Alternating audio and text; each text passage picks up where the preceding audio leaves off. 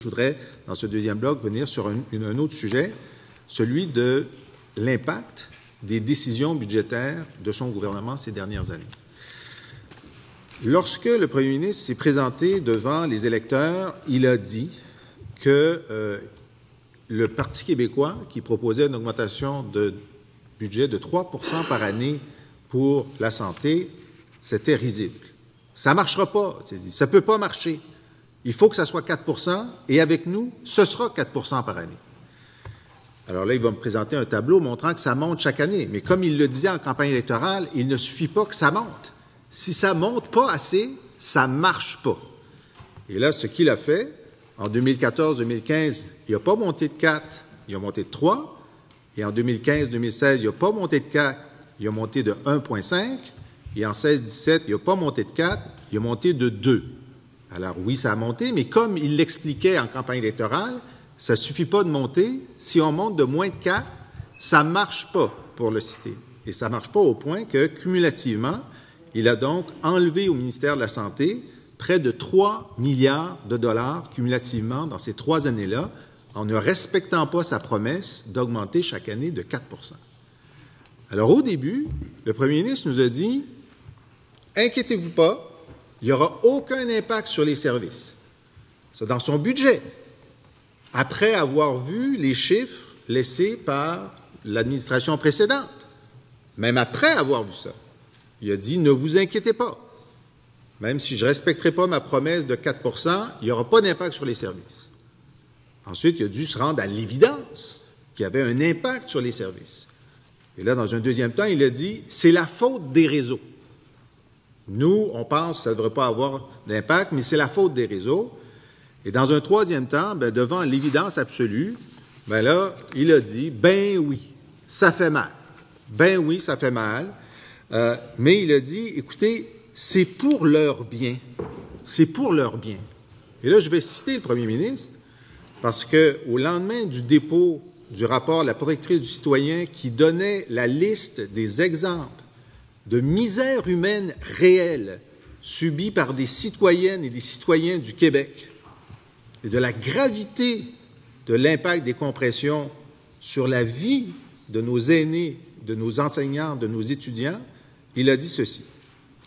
Le premier ministre, je cite, « Les discours sur les personnes vulnérables, les discours sur la solidarité, avec des finances publiques déséquilibrées et un endettement chronique, ce n'est que du vent. Ça ne veut rien dire pour la population. Voilà. Ça ne veut rien dire pour la population. » Mais la population qui ont payé le prix pour le non-respect de la promesse du premier ministre d'augmenter de 4 %, le non-respect de sa promesse qu'il n'y aurait pas de coupe dans les services, c'est 3 ans d'attente pour avoir accès à un programme préscolaire pour un enfant autiste, alors que ça devrait se faire en moins de 9 mois. Ce sont, dans un CHSLD, des soins d'hygiène insuffisants, des repas retirés avant que les résidents aient fini de manger, des résidents privés d'appareils auditifs ou de lunettes, des résidents attachés ou qu'on empêche de circuler. Ça, c'est le rapport de la protectrice du citoyen après enquête. Elle a rencontré ces gens-là. C'est un couple âgé dont les 2 membres souffrent de diabète et de maladies inflammatoires qui s'inscrit à un guichet et se fait signifier que le délai d'attente sera de 2 ans. 10 mois plus tard, le délai est porté à 3 ans pour monsieur et 4 ans pour madame. 5 mois plus tard, on leur dit qu'il n'est plus possible de fixer un délai d'attente. Étant donné leur état de santé, il aurait pourtant dû avoir accès à un médecin de famille très rapidement. Alors, le premier ministre était en train de nous dire qu'il nous avait dit si ce n'est pas 4 % ça ne marche pas, et qu'il n'a pas fait 4 % et que ça n'a pas eu d'impact dans les services, ou que c'est pour le bien de ces personnes qu'il a agi comme il a agi. Monsieur le Premier ministre. Je remercie beaucoup mon collègue parce qu'il me donne l'occasion de reparler de finances publiques, puis c'est un sujet qui devrait l'intéresser plus particulièrement, mais qui intéresse plus particulièrement certainement et généralement la population qui nous écoute. Alors effectivement, on est arrivé cette année à plus de 4 % d'augmentation, donc cet engagement-là est tenu maintenant.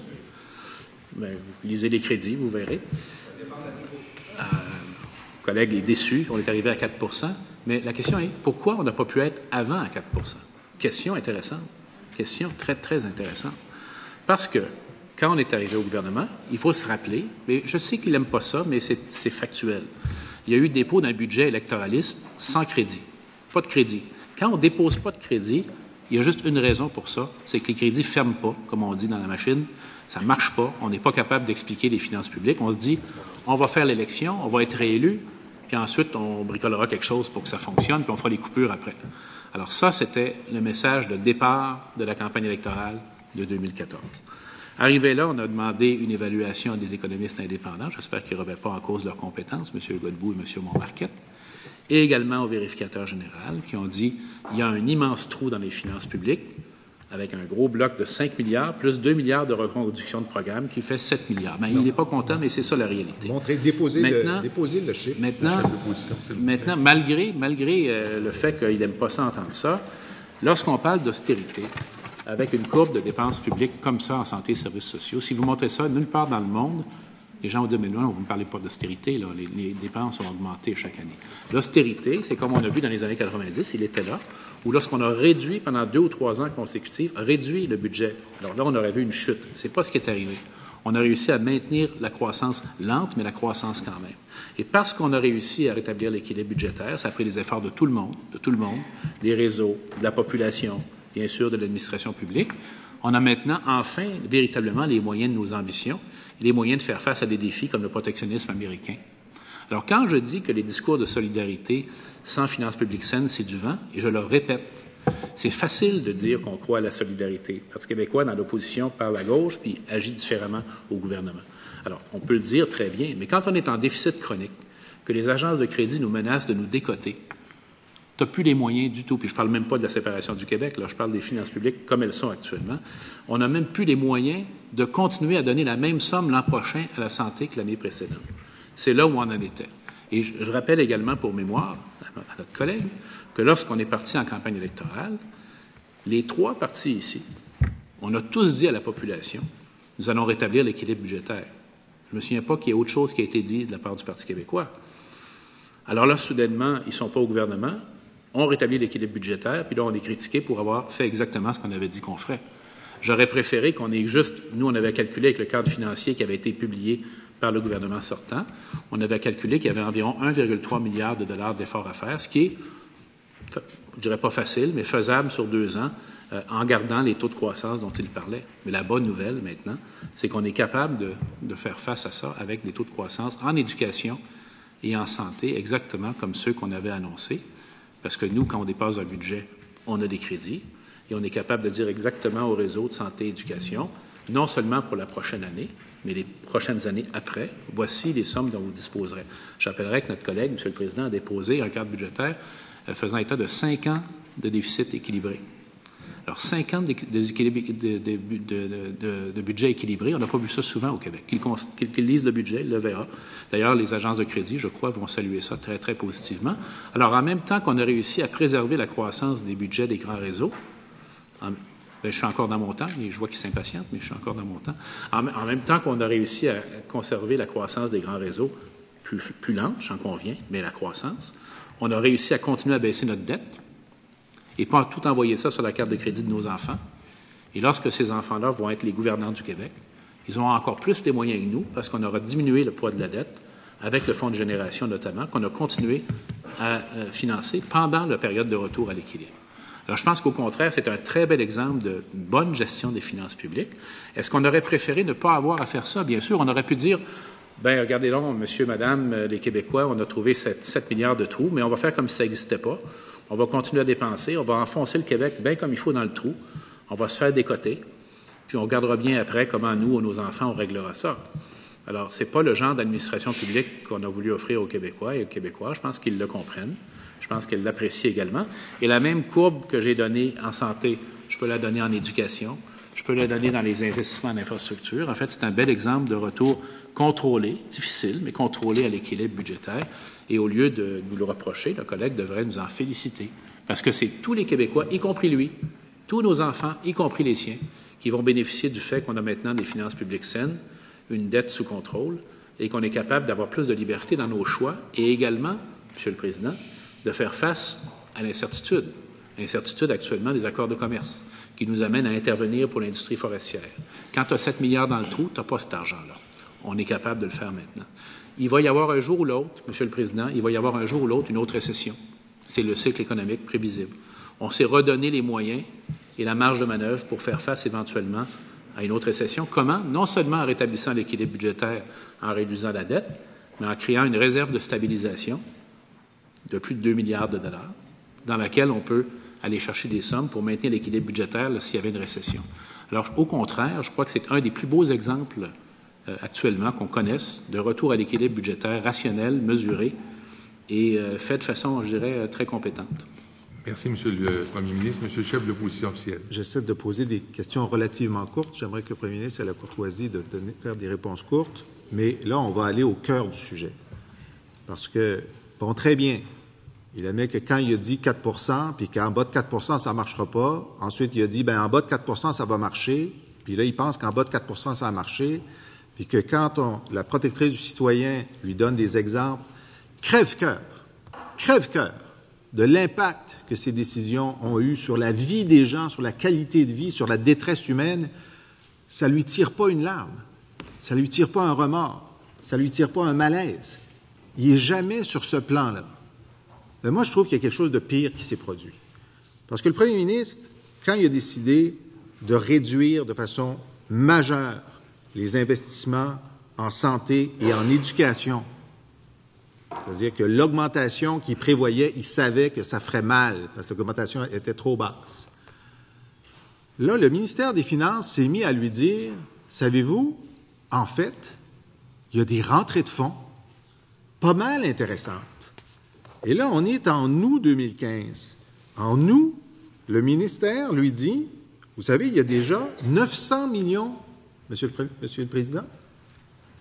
Oui, une minute? Il y a 900 millions de surplus. Peut-être que vous pourriez rajouter un peu d'argent dans les CHSLD. Il dit non. Et puis en septembre, il y en a 1,7 milliard. Peut-être que vous pourriez faire en sorte que les dames ne couchent pas dans leur chaise roulante parce qu'ils se sont fait couper leurs soins à domicile. Non. Il dit on continue. Et puis en novembre, on dit mais ça va être 1,8 milliard. Puis en décembre, on lui dit ça va être 1,9 milliard. Puis ensuite, on lui dit ça va être 2,3 milliards. Il sait qu'il a l'argent. Puis pendant que la protectrice lui dit il y a des gens qui sont dans la misère à cause des coupures, à aucun moment, il ne dit ben là, on va arrêter de couper parce qu'on en a de l'argent. Pourquoi? Ça lui est jamais venu à l'esprit, quand il a su qu'il y avait 2 milliards de surplus accumulés, de dire, regardez ce que la protectrice a dit, là, on va faire en sorte qu'il y ait moins de misère au Québec pendant qu'on arrive au déficit zéro, parce qu'on est en train d'y arriver, puis c'est pas nécessaire d'avoir tant de misère que ça. Monsieur le Premier ministre. Alors, il y a eu beaucoup de rapports semblables du temps du gouvernement récent, même du Parti québécois. Il ne faut quand même pas exagérer, Monsieur le Président. Je vais également mentionner qu'en plus de l'équilibre budgétaire, il y a eu des changements structurels. Par exemple, l'abolition du niveau intermédiaire de gestion a permis de dégager des sommes qui ont entièrement été réinjectées dans les services.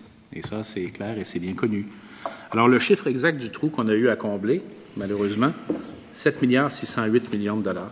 Alors ça, c'est la réalité. Ce n'est pas un chiffre théorique. C'est dans les documents budgétaires. On vous donnera la page. Ah, donc, ce n'est pas crédible parce que c'est nos documents budgétaires. Alors donc, votre budget, à vous, est-ce qu'il est crédible? Monsieur le Président. Monsieur le député de Matapédia, Nathan. Le premier ministre vient de citer un chiffre d'un document sûrement objectif et étranger à son administration. Alors, j'aimerais qu'il puisse le déposer. Monsieur le Premier ministre. Oui, on donnera une version non annotée. C'est la page A15 du document budgétaire 1415. Alors, allez le voir. Pas d'autres questions, Monsieur le Président. Ah non, mais c'est très intéressant ce qui est en train d'arriver parce que là, je me fais dire, vu que c'est le document budgétaire de votre gouvernement, par définition, c'est pas crédible. Alors, qu'est-ce qu'on dit d'un budget déposé sans crédit? Qu'est-ce qu'on dit d'un trou de milliards de dollars? Qu'est-ce qu'on dit, Monsieur le Président, d'une situation qui met en danger les services publics, et je n'ai pas de doute qu'il est attaché aux services publics, qui met en danger les services publics, alors que son propre ministre des Finances, à l'époque, disait, effectivement, on s'est trompé, on s'est pas mal trompé. Alors, je regrette, une compétence minimale, c'est de savoir gérer les finances publiques.